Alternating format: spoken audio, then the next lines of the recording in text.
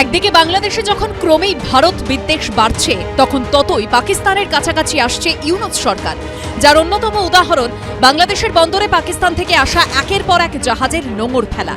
এরই মধ্যে 21শে ডিসেম্বর করাচি থেকে যে জাহাজটি চট্টগ্রাম বন্দরে এসেছে তা নিয়ে বিস্ফোরক দাবি করল শেখ হাসিনার দল।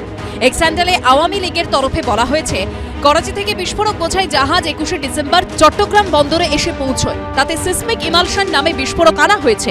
এই বিস্ফোরকগুলি যে কোনো নির্মাণ ধ্বংস করতে সক্ষম এবং হতাহতের সংখ্যাও বেশি হওয়ার সম্ভাবনা রয়েছে। এক স্যান্ডেলে পোস্টে আওয়ামী লীগের পক্ষ থেকে আরও দাবি করা হয়েছে, গোয়েন্দা সূত্রে খবর, বাংলাদেশের নৌবাহিনী কয়েক ঘন্টার জন্য কন্টেনারগুলিকে আটকে রাখলেও পরে অজ্ঞাত কারণে ছেড়ে দেওয়া হয়। সূত্রের খবর, জাহাজটি চট্টগ্রামে আসে গত 21 তারিখ। বিডি ডাইজেস্ট সূত্রে খবর, করাচি থেকে আসা মালবাহী জাহাজটির নাম MV ইউয়ান জিয়াং ফা ঝং। বন্দর সূত্রে খবর, এই জাহাজটি সাধারণত পাকিস্তান ও দুবাই থেকে চিনি, গুড়, কাপড়, ডলোমাইট, লোহার ছাঁট ও যন্ত্রাংশ বিভিন্ন দেশে পৌঁছে দেয়। জাহাজটি যেসব পণ্য পরিবহন করে তার তালিকায় বিস্ফোরক নেই। তাই কারা কোথা থেকে এই জাহাজে বিস্ফোরক বোঝাই করেছে তা নিয়ে চাঞ্চল্য তৈরি হয়েছে। বিডি ডাইজেস্ট সূত্রে আরও খবর, জাহাজটি চট্টগ্রাম বন্দরে আসার পর তা থেকে সংবাদ মাধ্যমকে দূরে রাখার চেষ্টা করে বাংলাদেশের নৌসেনা বাহিনী।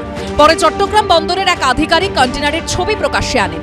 এর মধ্যে একটি কন্টেনারে লাল রঙের বর্ডারের মধ্যে লেখা রয়েছে বিস্ফোরক। যে বিস্ফোরকগুলি তৈরি করেছে কম্বোডিয়ার একটি সংস্থা। তবে কন্টেনারগুলি সরাসরি কম্বোডিয়া থেকে আসেনি, এগুলি এসেছে পাকিস্তান ও দুবাই হয়ে। পাকিস্তান দেখে ইন্ডিয়ার সাথে কোনো প্রবলেম কারোর সাথে যদি চলছে, পাকিস্তান সঙ্গে সঙ্গে ওর মধ্যে ইনভলভ হয়ে যায়। তো এই সিসমিক এমালশন হচ্ছে basically RDX type of explosives. প্রায় প্রত্যেক দেশ তৈরি করে, ইন্টারন্যাশনাল কমিউনিটি ওটাকে রিসার্চ করে, আর ওরা জানে যে কোন দেশ কীরকম ধরনের সিসমিক এক্সপ্লোশনস তৈরি করে, মানে এক্সপ্লোসিভস তৈরি করে। তো পাকিস্তান এগুলো এখন পাঠিয়েছে বাংলাদেশে। এর আগে নভেম্বর মাসের দ্বিতীয় সপ্তাহে স্বাধীনতার পর প্রথমবার বাংলাদেশে ঢোকে পাকিস্তানের পণ্যবাহী জাহাজ। তখন করাচি থেকে আসা কন্টেনারের সংখ্যা ছিল 297।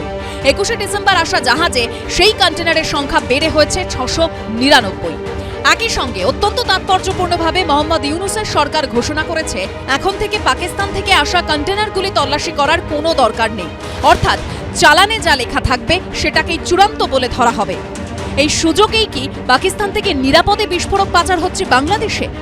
এই যে আপনারা ইমালশ এক্সপ্লোসিভ বলছি, তারা সেটা কিন্তু নাকি ইনভেন্টারিতে ছিল না। অর্থাৎ একটা তো তালিকা থাকে এই জিনিস আসছে, কিন্তু বিস্ফোরকের সেই ধরনের কোনো তালিকা ছিল না। ফলে সেই বিস্ফোরক কীভাবে এলো, পাকিস্তান থেকে বাংলাদেশে পৌঁছালো, সেটা পাকিস্তান সরকার জানবে এবং বাংলাদেশ সরকার জানাবে। এই যে জঙ্গি গোষ্ঠীদের বিভিন্ন সদস্যদের কথা বিক্ষিপ্ত জায়গায় আটক হচ্ছে, তারা কেন এখানে এসেছে? এই ইমালসিফাই এক্সপ্লোসিভ হঠাৎ সবার অগোচরে এখানে এসে কেন মাথা চাড়া দিয়ে আমরা দেখতে পাচ্ছি? এইগুলো কানেক্ট করলে কিন্তু একটা দুশ্চিন্তার জায়গা কিন্তু তৈরি হচ্ছে। এই জিহাদি শক্তিকে যদি ধ্বংস করতে হয়, তাহলে এরা যে ভাষায় কথা বললে সন্তুষ্ট হয় সে ভাষায় উত্তর দিতে হবে। এটা আমাদের সকলের দাবি এবং আমাদের আশা। তাহলে মোদী সরকার চুপ কেন, পাল্টা প্রশ্ন তুলছে বিরোধীরা।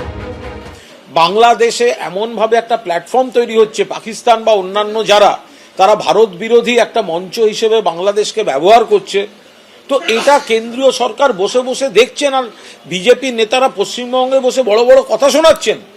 হয় এগুলোকে ধরে বেঁধে বাংলাদেশে ছেড়ে দিয়েছে মোকাবিলা করতে দিক, আর নইলে কেন্দ্রীয় সরকার অফিসিয়াল ব্যবস্থা নেই।